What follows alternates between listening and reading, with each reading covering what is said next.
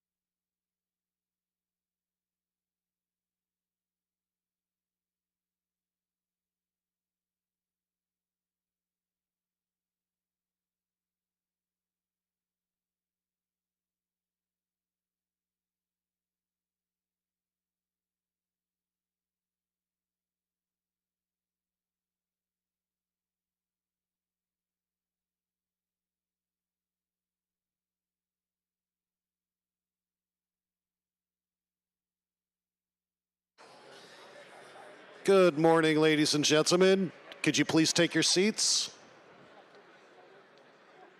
On behalf of the U.S. Naval Institute and AFCEA International, welcome to the final day of West 2024.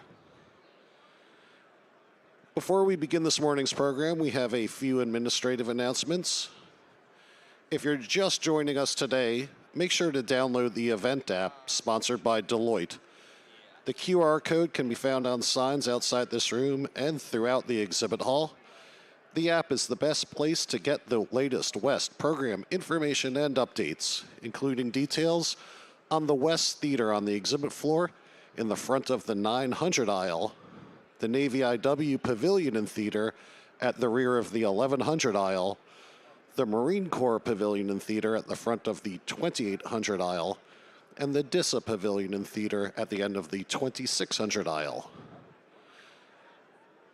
Additionally, we'd like to highlight the Innovation Theater and Networking Lounge at the rear of the 2100 aisle.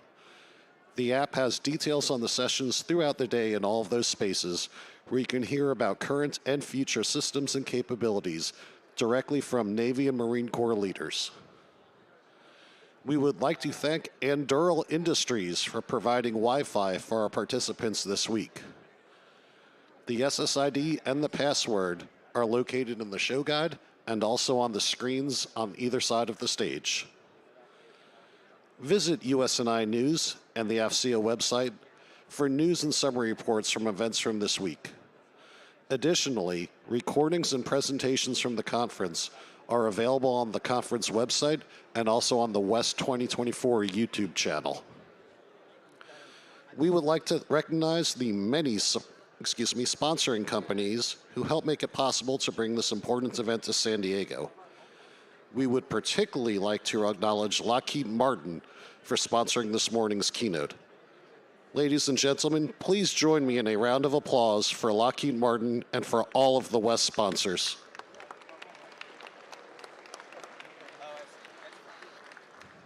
And at this time, please join me in welcome to the stage Rear Admiral Ray Spicer, U.S. Navy retired, Chief Executive Officer and Publisher of the U.S. Naval Institute.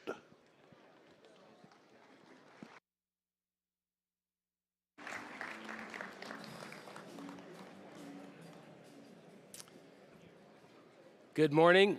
Thank you all for joining us this morning, and welcome to day 3 of West. I know it has been a great first 2 days, so thanks to everyone for being here. And a special welcome to members of the San Diego Military Advisory Council who are here with us this morning, led by Victor Ramsauer, Chairman of the SDMAC Board, and my old friend, shipmate, Mark Balmert, Rear Admiral U.S. Navy retired, President and CEO of the SDMAC. I know our Secretary of the Navy also appreciates very much all that SDMAC does for our military and their families, and all the city of San Diego does in return, helping our military and families. It's been fantastic to see the level of engagement on our conference theme. As a reminder, our conference theme is our acquisition and readiness on pace to meet global security demands. While that may sound like a yes or no question, it certainly hasn't played out that way and was not our intention. As expected, it generated tons of thoughtful discussion and dialogue. Key takeaways from the past 2 days. We had absolutely the right leaders here to address the demands, what's being done about them, and where we still have work left to do. While we are laser focused on improving acquisition and readiness, we need to move with greater speed to innovate. We must view information advantage as a fundamental warfighting function. Deterrence and prevention of conflict remain our highest calling. And we can't do it without our allies and partners, military, academia, the interagency, and industry all working together. There are many more takeaways. We don't have time. We can't have these events, though, without industry support. And I thank Lockheed Martin for being the premier supporting partner of West 2024. I invite Shelley Stoneman, Lockheed Martin Government Affairs Senior Vice President, to the stage for brief remarks.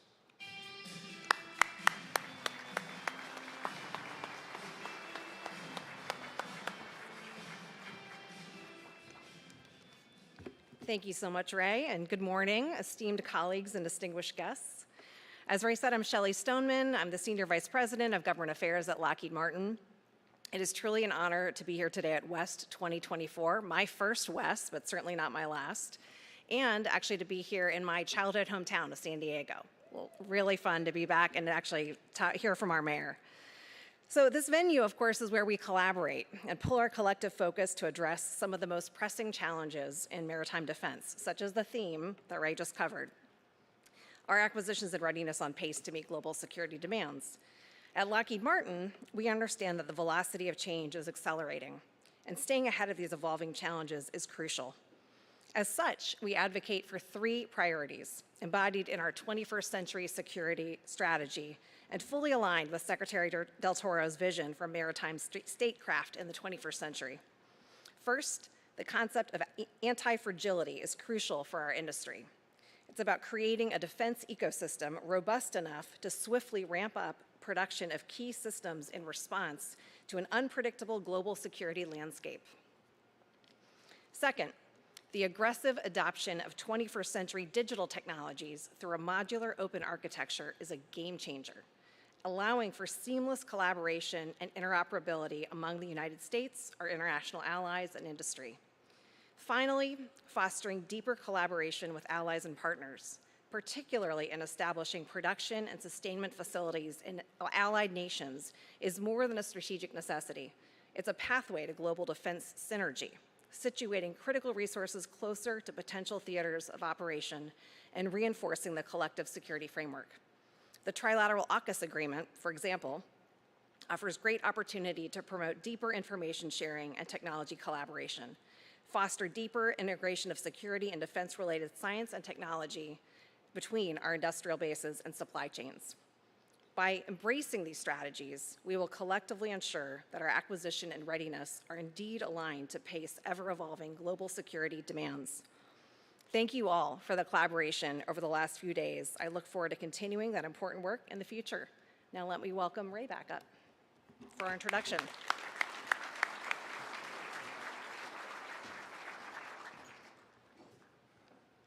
Thank you, Shelley, and thank you again to Lockheed Martin for your tremendous support.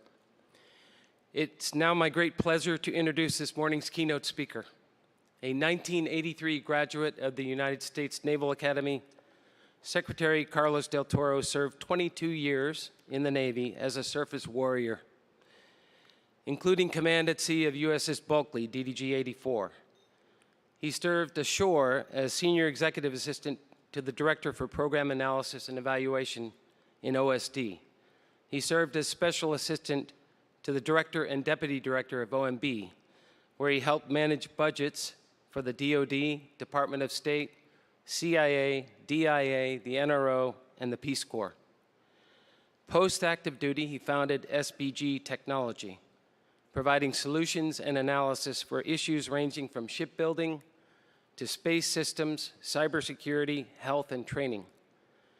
In addition to his electrical engineering degree from the U.S. Naval Academy, he holds a master's in national security studies from the Naval War College, a master's in space systems engineering from the Naval Postgraduate School, and a master's in legislative affairs from George Washington University. I challenge you to find anyone who is more committed to or passionate about a strong Navy, Marine Corps, and Coast Guard team and the men and women who serve our great nation than Secretary Del Toro. Let's give a warm welcome to the 78th Secretary of the Navy, the Honorable Carlos Del Toro.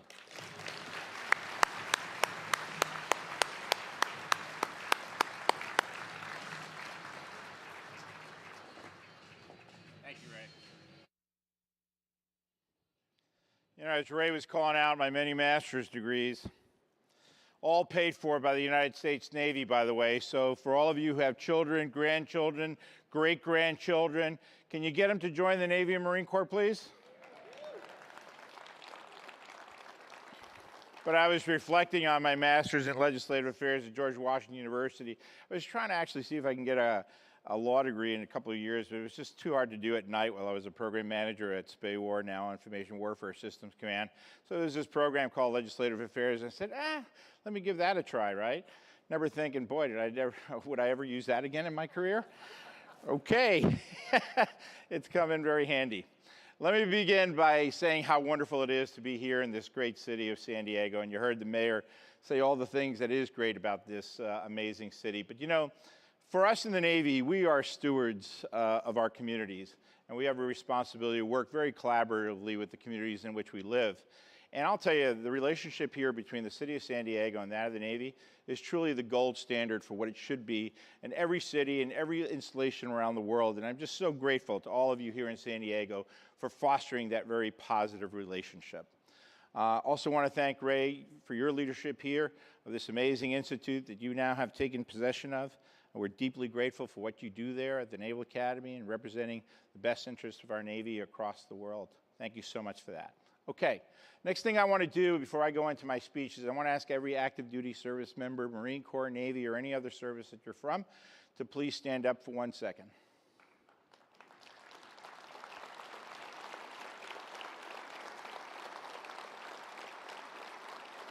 Now remain standing. Ladies and gentlemen, for the past 2.5 years, our nation has been faced with many great challenges around the globe. Just for the past 60 days, our Navy and our Marine Corps has been challenged in a very unique way in the Red Sea. As the CNO said just yesterday, we have been able to combat, shoot down drones, cruise missiles that have been launched at us, and protect innocent merchant mariners who deserve to be able to sail around the seas of the United States, keeping our economic security strong for all of us. It is these men and women that we owe an eternal gratefulness for your service, and to all past veterans here as well, too, who have served in our military service. There are simply not enough ways to thank each and every one of you, with the possible exception of making a commitment on part of the President, the Secretary of Defense, the Department of the Navy, that we will always, always, always care first about your quality of life, your quality of service, and training you to be the warriors that you are today. So thank you very much.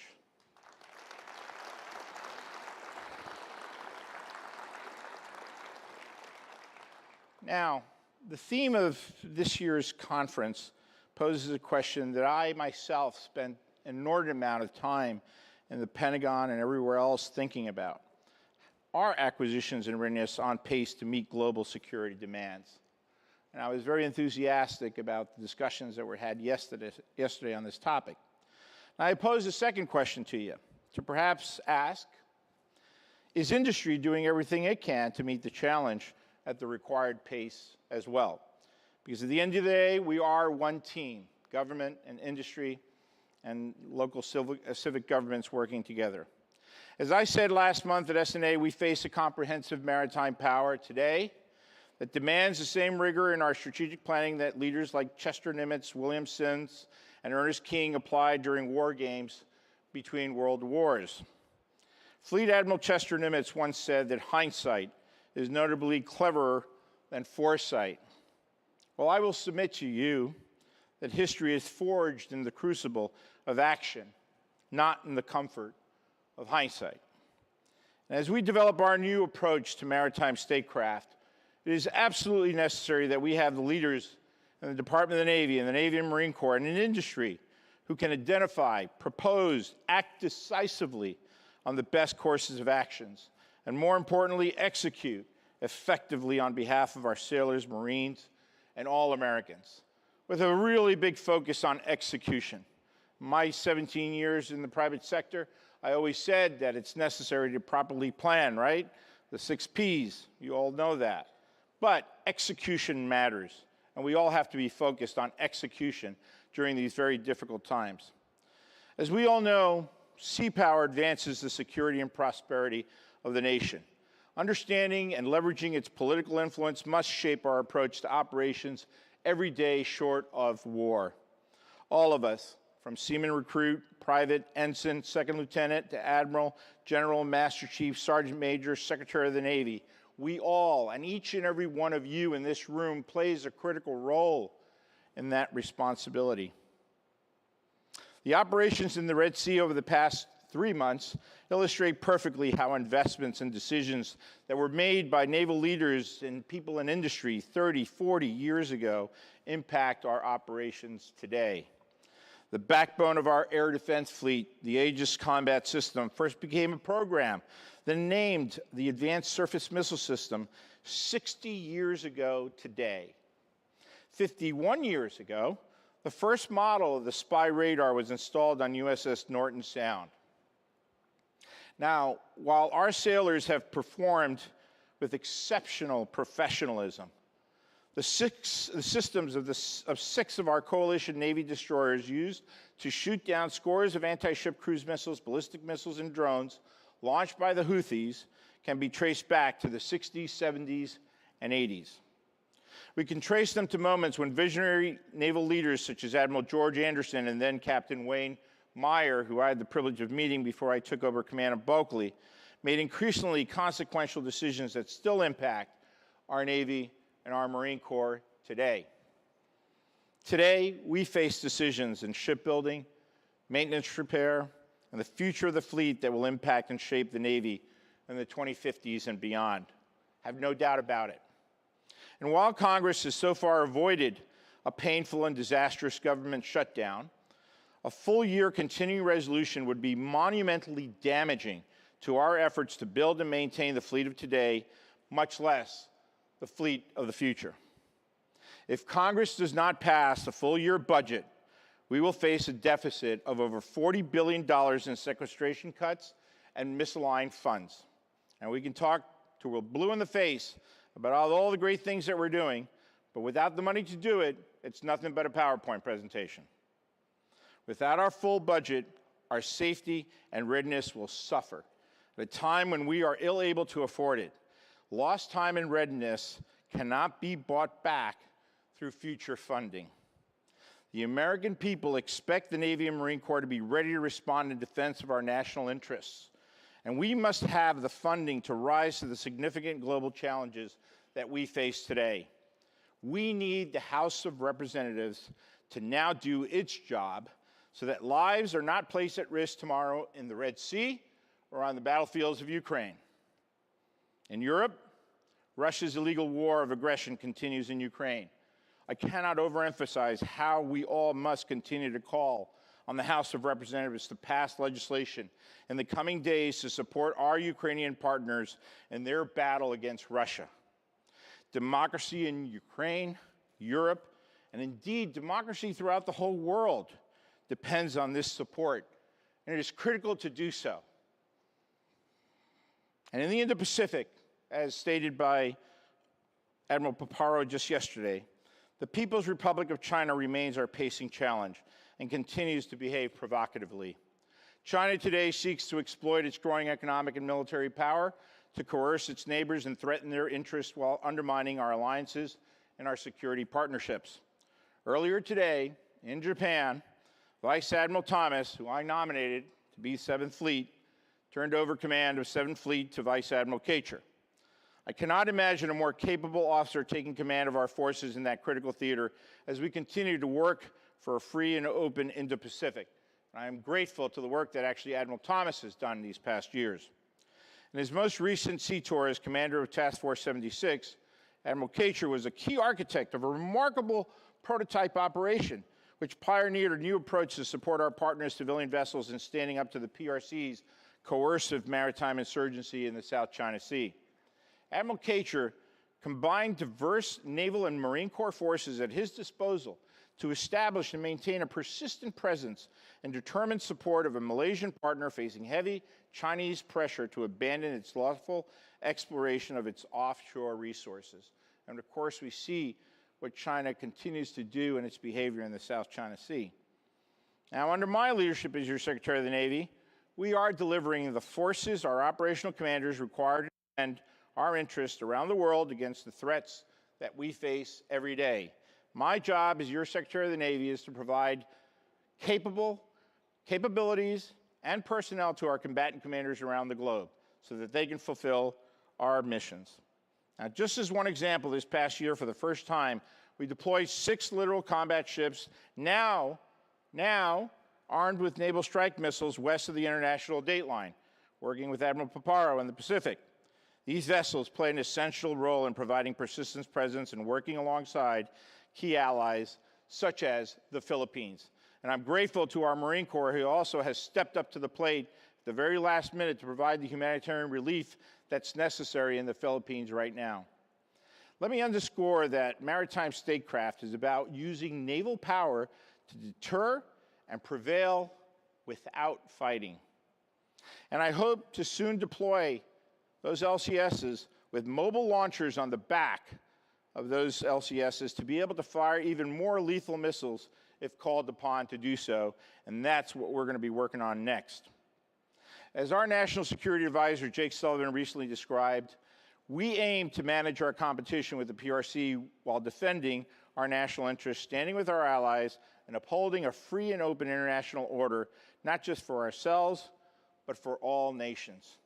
And the power of our coalition is what sets us apart from all our adversaries. And I know that there are many coalition partners here today, so could you please stand up and be recognized as well, too?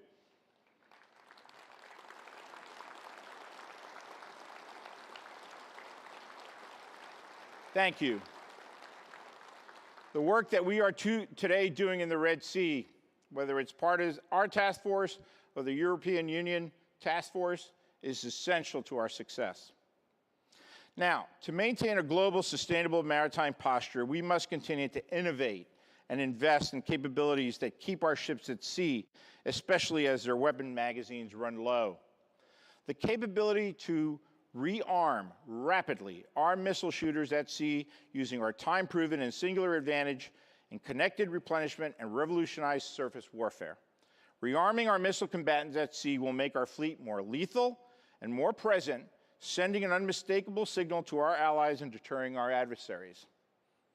Admiral Paparo, Admiral Franchetti, and I have discussed at length the importance and the critical advantage that this tremendous game-changing opportunity will provide us, especially in the Pacific. And we are now working together as one to pave the way for that capability to be able to reach the fleet. To that end, I have directed an at-sea demonstration no later than this summer for reloading our vertical launch systems at sea using transportable rearming mechanism, otherwise known as TRAM, developed at Port Hueneme.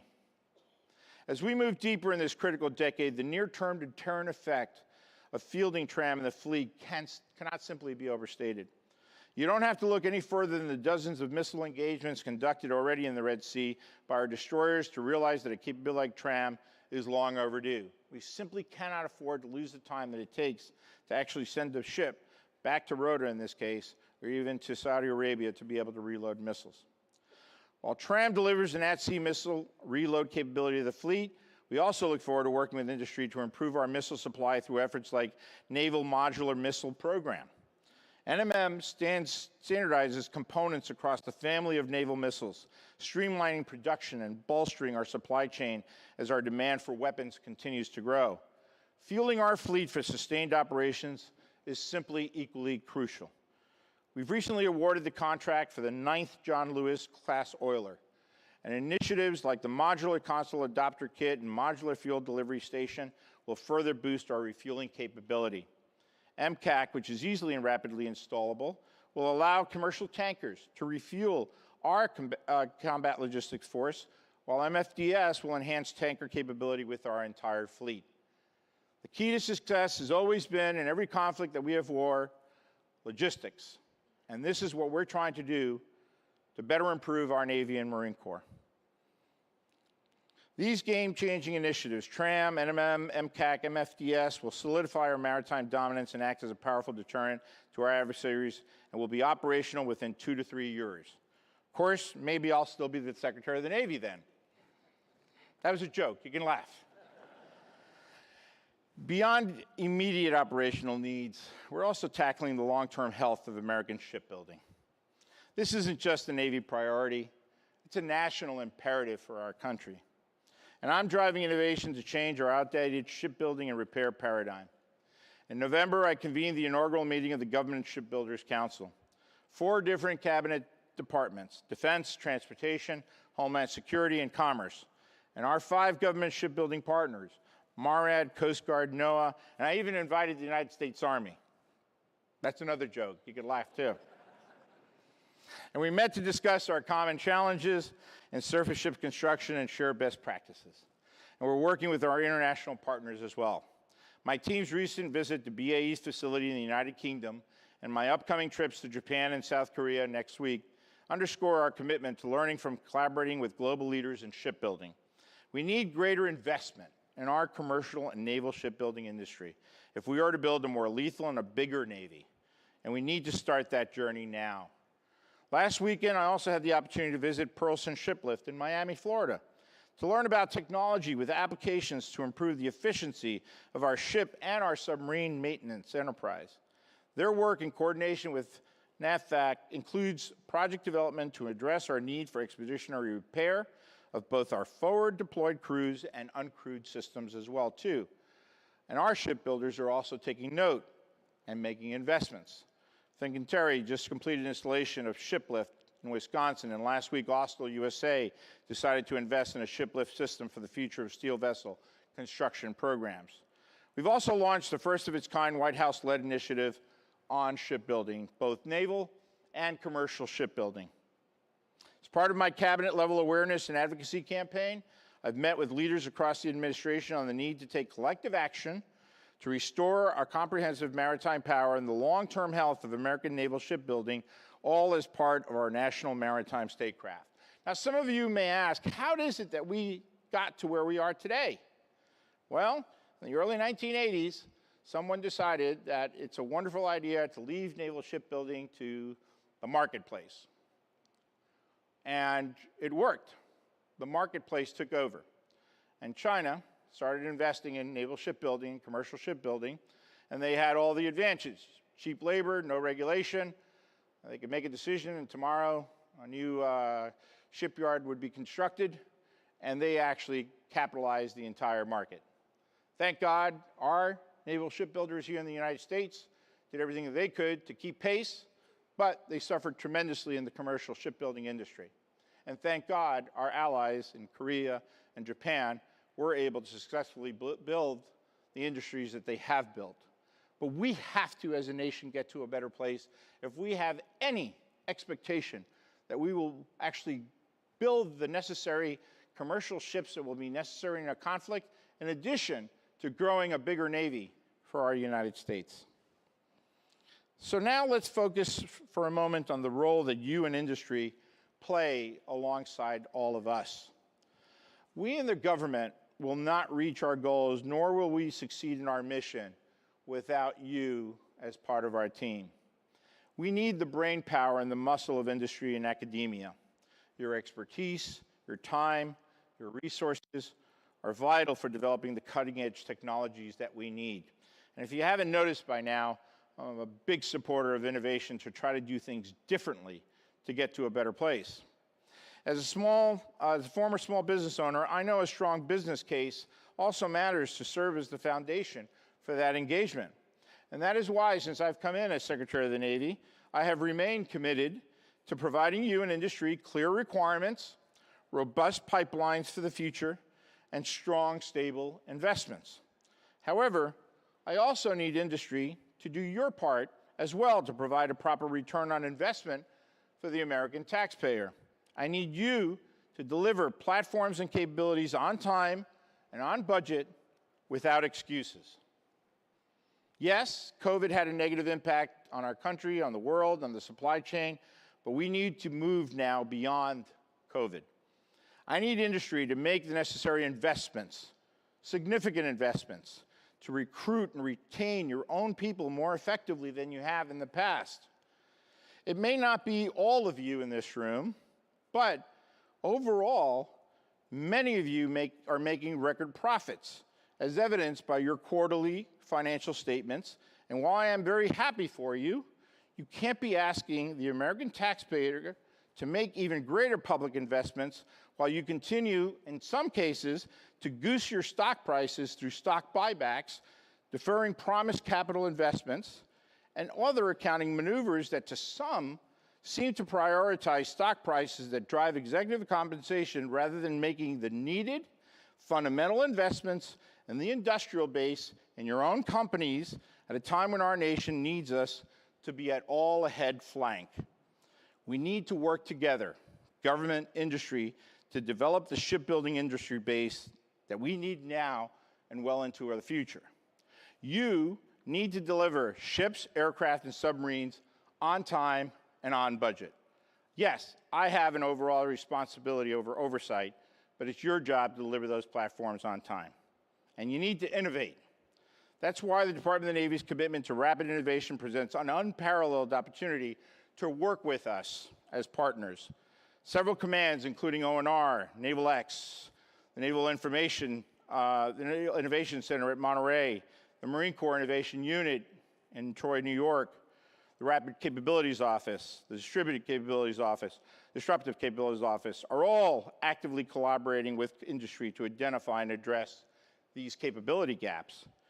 Through initiatives like the Taxpayer Advocacy Project, I have directed our contract community and our Office of General Counsel to ensure that we will leverage all legal means at our disposal to ensure that the American people are also getting what they paid for. It's my obligation as a Secretary of the Navy to make sure that you, how many of you are American taxpayers in this room? Please put up your hand if you are. Right? To ensure that you get the proper return on investment, because it's your money. You know, I always used to say as a small business owner, every dollar that I earned in profit, I had to think hard about how I spent it responsibly in my own company. Did I give myself $1 in bonus? Did I pay the receptionist $1 in bonus? Did I improve benefits across my country, across my company? Those were important decisions. As Secretary of the Navy, they still are important decisions, except it's not my dollar anymore, it's your dollar. Now, in some cases, we recognize that the Department of the Navy won't completely own all of the intellectual property rights of dual-use technology, but we also must ensure that when contractually required, we receive delivery of the technical data that we need to maintain and sustain our platforms so all these great warriors can actually do the necessary repairs if called in conflict forward. And so, for those of you who don't think that I will not hold firm on this, you obviously don't know me very well. Now, we do remain dedicated to the protection of IP rights for our small and medium-sized business partners and our large partners where appropriate. But I also want you to know that the Department of the Navy is now holding companies accountable for poor performance and misconduct. And now I've directed a deep dive into holding individuals accountable for chronic poor performance or misconduct as well. Not just to hold personnel responsible for their own actions, but to deter who even is considering taking similar actions in the future. We must endeavor to ensure that contracts with the Navy are delivered on time, on budget. The global strategic situation demands it.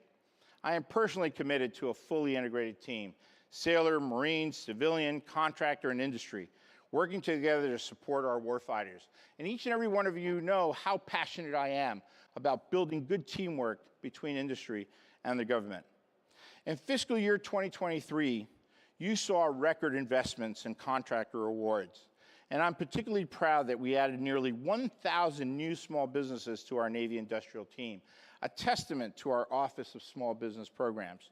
My Director of Small Business Programs, Ms. Washington, is here today, and I encourage you to reach out to her, all of us in the department, to see how you can work with us more effectively. Now, the key is to help us all find and train the right people. And as one example, NAVSEA's Team Submarines Talent Pipeline Initiative has been instrumental in addressing workforce shortages. The Americans who build and maintain all of our ships are a national asset, and we must be relentless in our efforts to improve their number, their capabilities, and skills.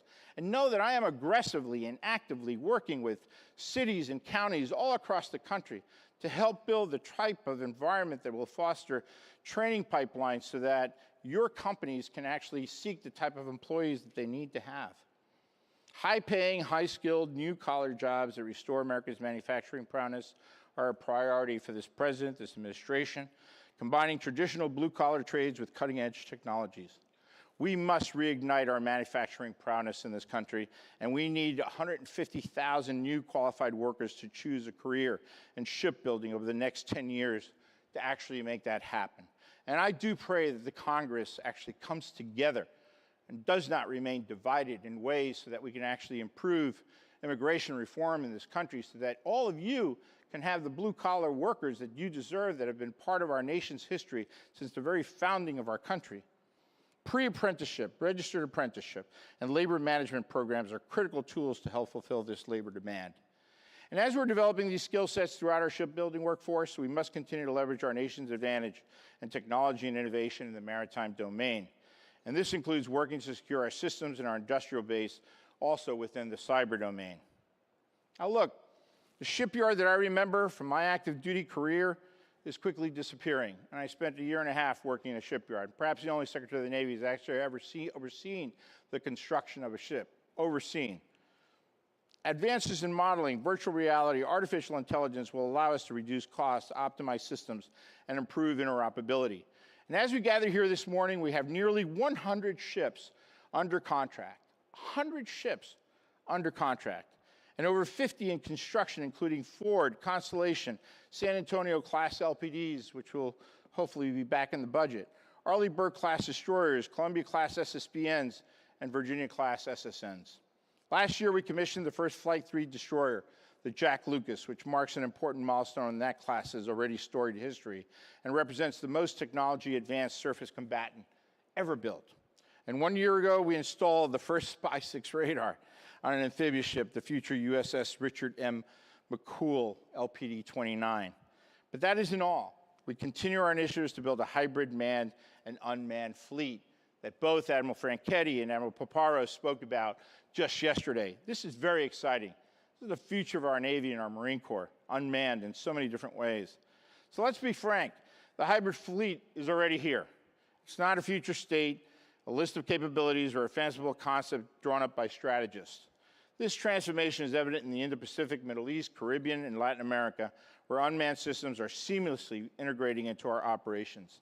And the future marches on. Together, Operation Windward Stack, Operation Gatekeeper, led by 4th and 5th Fleet, respectively, will include 60 unmanned vessels.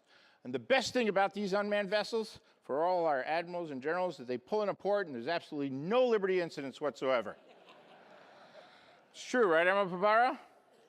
No calls to the Secretary of the Navy's office, is there? Now, let me tell you, these vessels will provide a persistent presence in their respective AORs, and they are going to deliver all domain awareness over a total area covering tens of thousands of square miles, as is needed in the Pacific in particular. This past summer, we made history by deploying 4 unmanned ships to Japan for the very first time. All these operations demonstrate that our ability to rapidly procure, develop, and integrate off-the-shelf technologies is real, working with DIU and other organizations. Our unmanned vessels free our more capable manned assets for strategic missions, and they help us swiftly deploy manned platforms when they are needed most.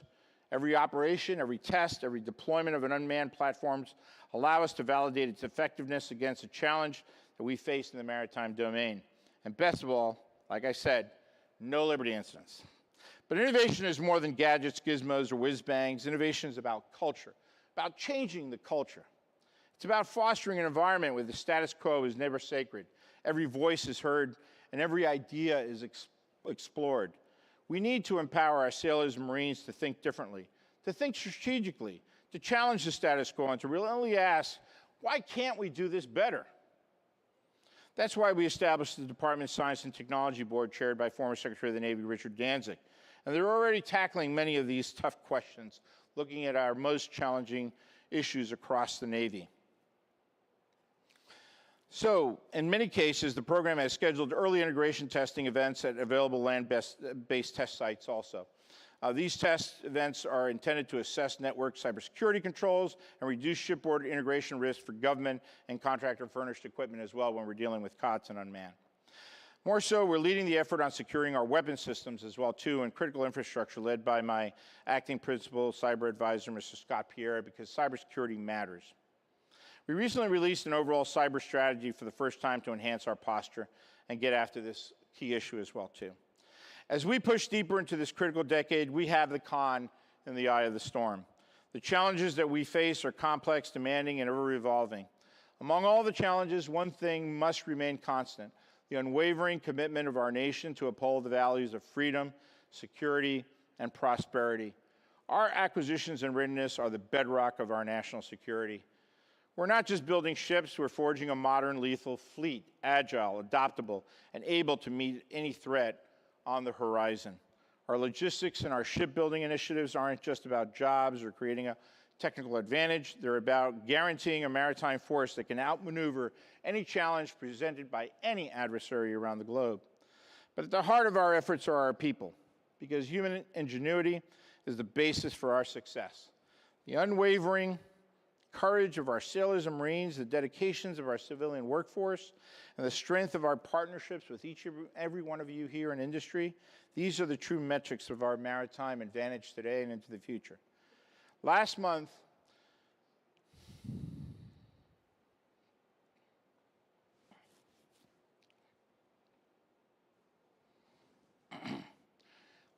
we suspended the search for 2 U.S. Navy SEALs that we lost at sea. Petty Officer First Class Christopher Chambers and Petty Officer Second Class Nathan Ingram during an interdiction of Iranian lethal aid to the Houthis. And last week, in a training accident, we lost 5 Marines. Lance Corporal Donovan Davis, Sergeant Alec Langan, Captain Benjamin Moulton, Captain Jack Casey, and Captain Miguel Nava, assigned to the Flying Tigers of Marine Heavy Helicopter Squadron 361. These incidents highlight the dangerous nature of our work. We must honor these patriots and their ultimate sacrifice by remembering why we all choose to serve and commit ourselves to doing better in the future.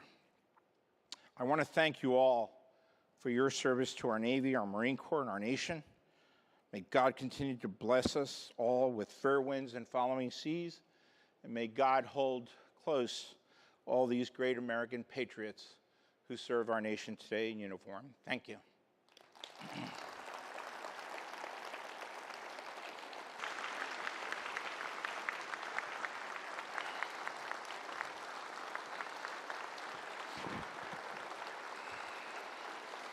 Thank you. Please be seated. Ladies and gentlemen, we have time for 2 or 3 questions. There is a microphone in the center aisle.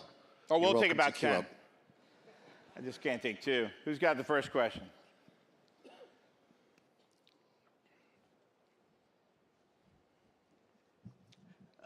Good morning, Mr. Secretary. Vic Blanco, SBG Technology Solutions. Good to see you, Vic. First of all, welcome back to America's finest city, San Diego. We all know that you have a very special place in your heart for space.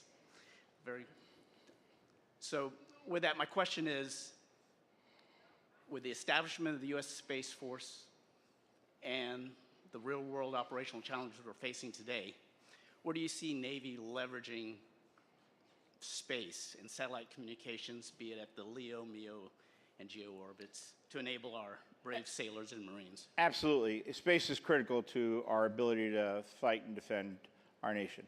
And of course, the Navy and the Marine Corps is the biggest user of space, operationally speaking.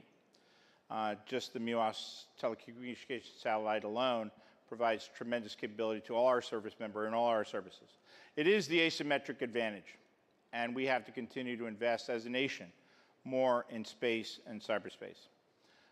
We in the Navy, obviously, as the Space Force was stood up, I had a concern that our requirements would not be necessarily paid attention to as much as they had been in the past. And so I have devoted an incredible amount of attention across the last 2.5 years, working with all our space brethren, our space cadre in the United States Navy and Marine Corps, which is substantial, actually, to ensure that Space Force is paying attention to our naval requirements.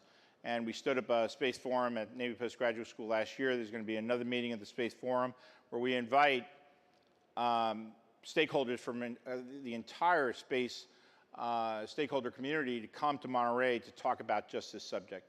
So yes, investments will continue. They will be very much joint in nature, as they should be, and we will remain committed to Navy space in every which way, as long as I'm Secretary of the Navy. So. Thank you, sir. Kai Albert, U.S. Naval Institute member. Our allies in Japan and Korea have the 2nd and 3rd largest shipbuilding industries in the world, and with their KDX-3 and Maya destroyers, they show they can build pretty capable surface ships. What opportunities, if any, do you see to use their shipbuilding capability to help with our refit and maintenance backlogs and possibly also accelerate our new shipbuilding so we reach our goals perhaps this decade rather than next? Sure. So I'll mention two things. One is we need an effective voyage repair strategy, should we ever be called to fight overseas, obviously.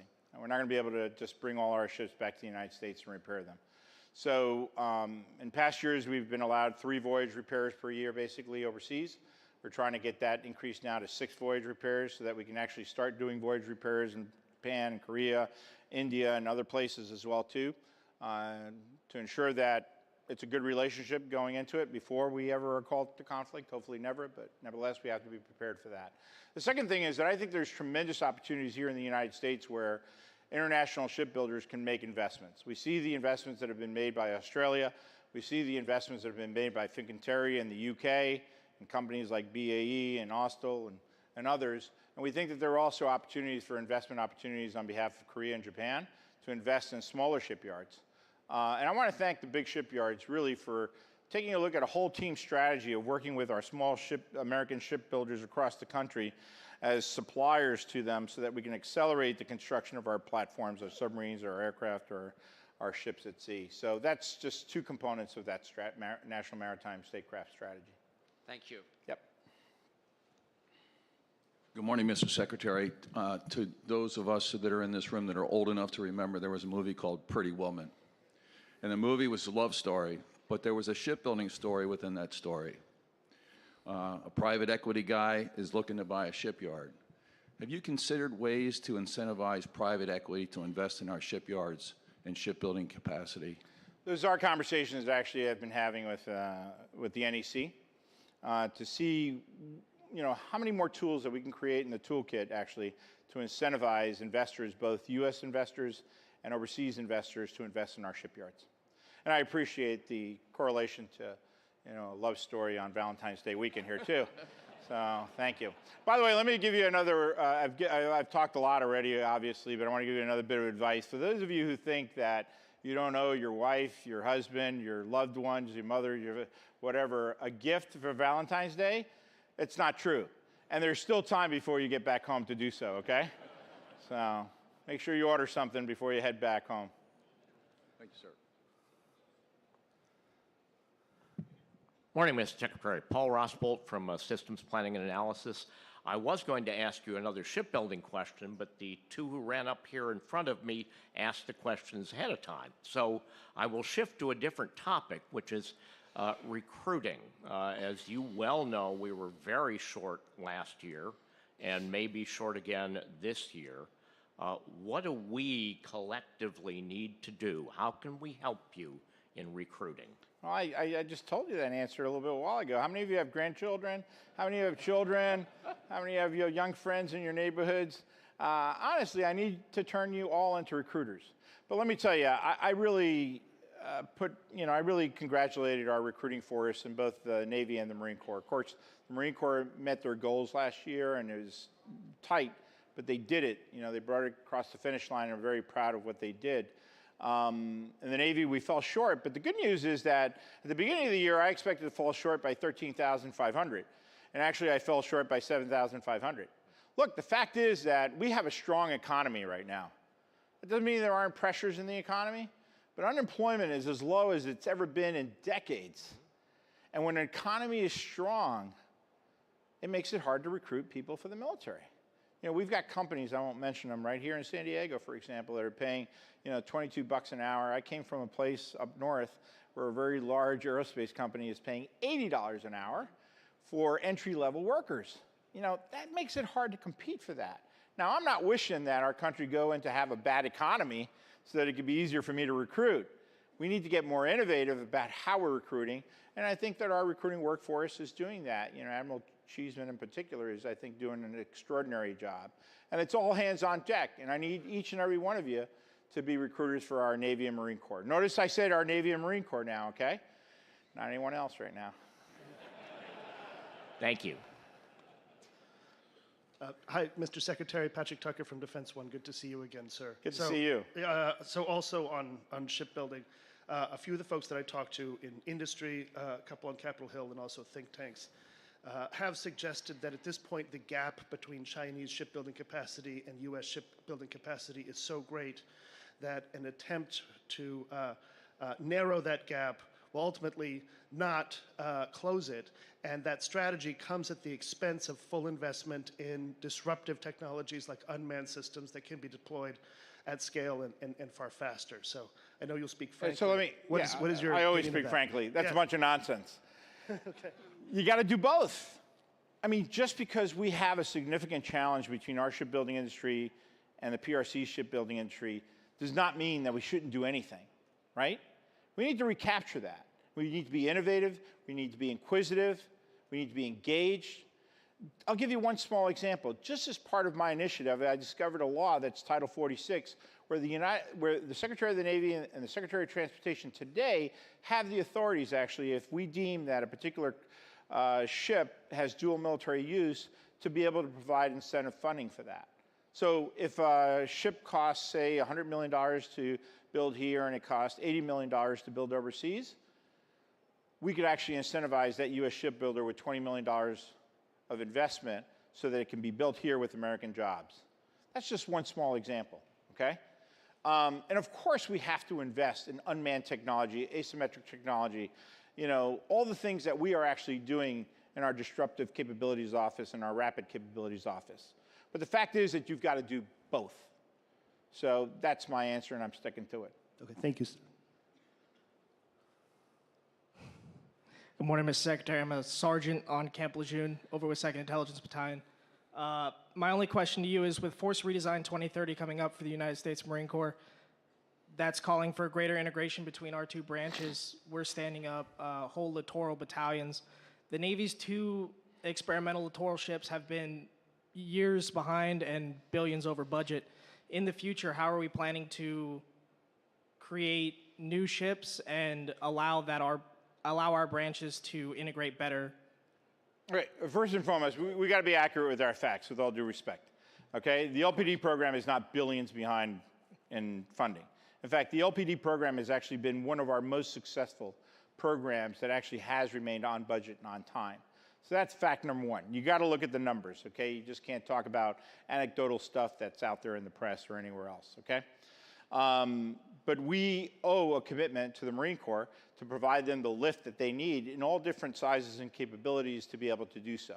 That's why I have been as focused as I have been on LPD Flight 2 and getting it back into the budget and supporting it, as well as LSM as well too, which is a needed capability that I have been pushing very aggressively on to get it out to the fleet.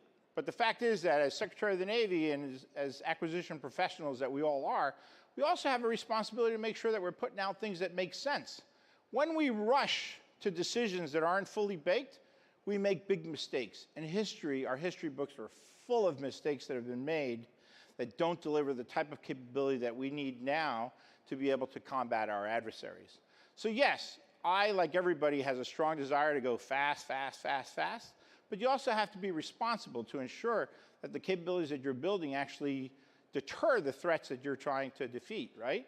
And so it's hard, it's complicated when it comes to shipbuilding. We're trying to get to a better place. I'm very hopeful about LPD. I'm very hopeful about LSM as well too. We've gotten beyond the discussions having to do with the survivability of the craft, for example. And we're going to be able to move at a far greater pace here in the next year or two. So thank you for that great question. All right. Ladies and gentlemen, that was our final question for the Secretary. Excellent. At this time, please welcome Vice Admiral Retired Pete Daly to the stage.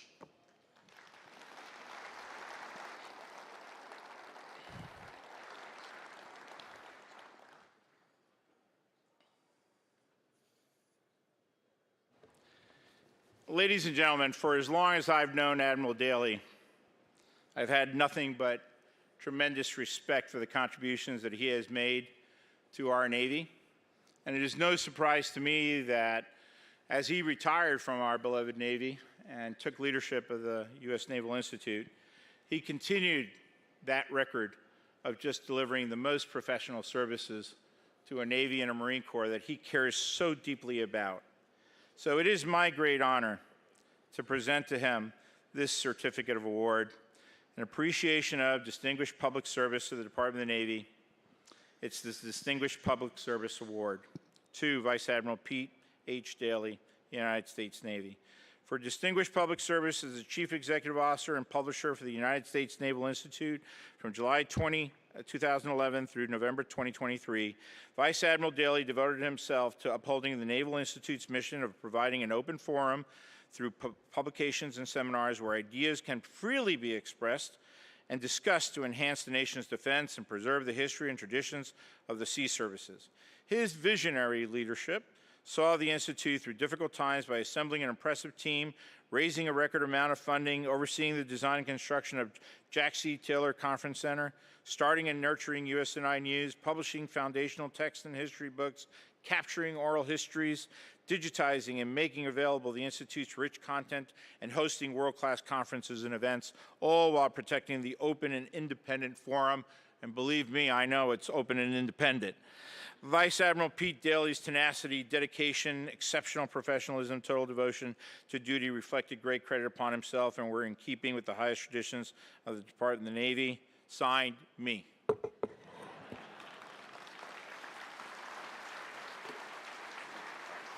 you, sir. You deserve this.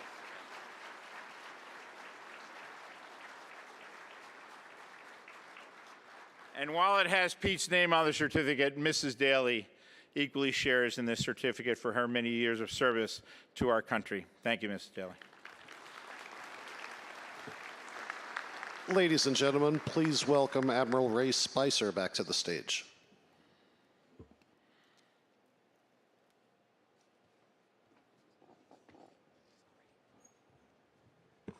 Mr. Secretary, we know your time is precious, and so on behalf of the U.S. Naval Institute and FCA International, our partner, we would like to present you a book from the Naval Institute Press entitled China's New Navy by Xiaoping Li.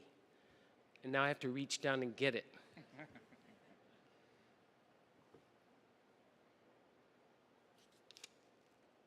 Sir. Thank you so much. Thanks, sir. Thank you, sir.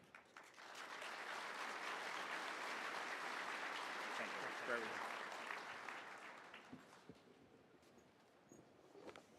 well. Ladies and gentlemen, we now move into a networking break in the exhibit hall sponsored by Merlin Cyber. A panel discussion on do the sea services have the resources needed to fulfill the national security strategy will begin at 10:15 and is sponsored by Lockheed Martin. There are presentations in the exhibit hall theaters and innovation showcase throughout the morning. Note that the upstairs sales theater is dark today. Check the app for the most up-to-date schedule and the full list of sessions and speakers, and enjoy the final day of West.